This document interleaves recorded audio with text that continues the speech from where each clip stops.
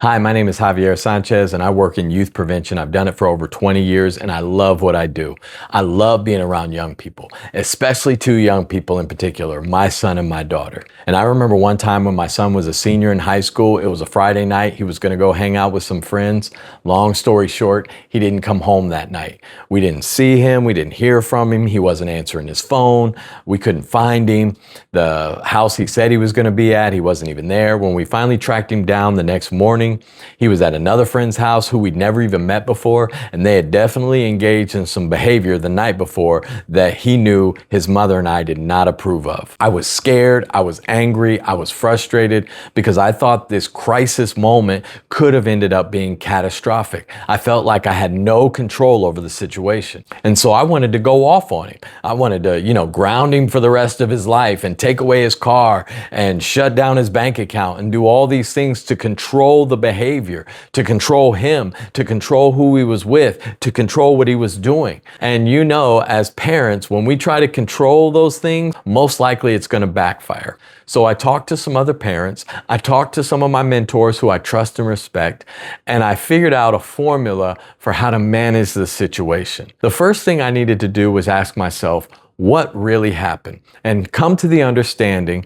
that what happened did not happen in a vacuum and it did not happen overnight. Like it was a long time coming. There was something building up to this. I also had to understand that the why was more important than the what, because as soon as I found him, I wanted to know, what were y'all doing? Who were you with? Where were you at? How did it happen? I wanted to know all those things. I didn't stop to ask why. Why is this going on? What's going on in your life that led up to this kind of behavior? And that's what I should have tried to understand and figure out. So it's important as parents that when our kids do something that we don't see coming, that first we seek to understand, not to control. The next thing I had to ask myself was, how does this impact my goals for him as a parent? And how does it impact, my love for him, my trust in him, and the opportunities I as a parent can create for him?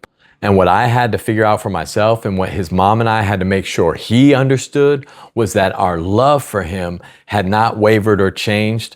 Our trust in him had been affected, and therefore some of the freedoms and opportunities that he had could be and probably would be affected too. So what do we do when we find out our kids have engaged in behaviors that we know are risky, harmful, dangerous, or even life-threatening? One of the main factors on how we respond when we know our children have gotten involved with alcohol, tobacco, vaping, cannabis, or other drugs is their age.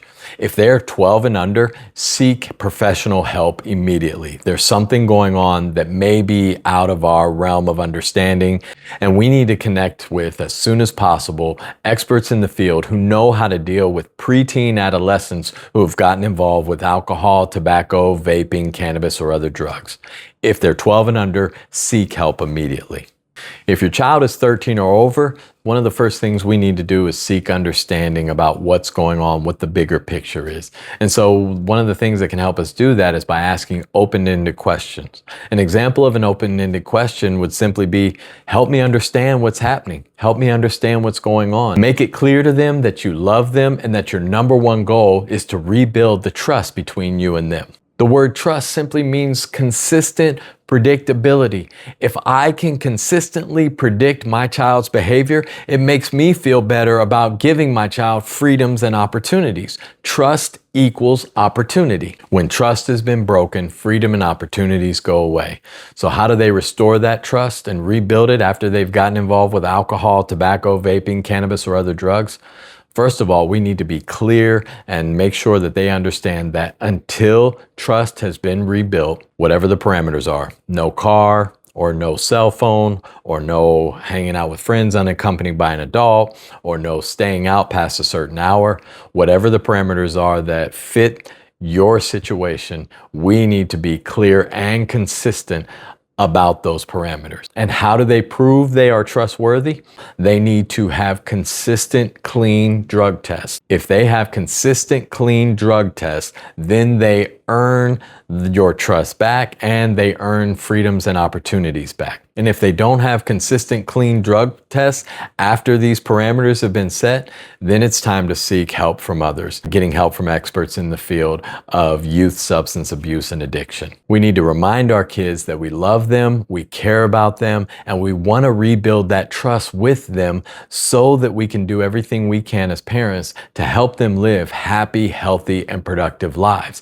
And one of the most important things that we can do to help them is to model the behavior that we expect to see from them.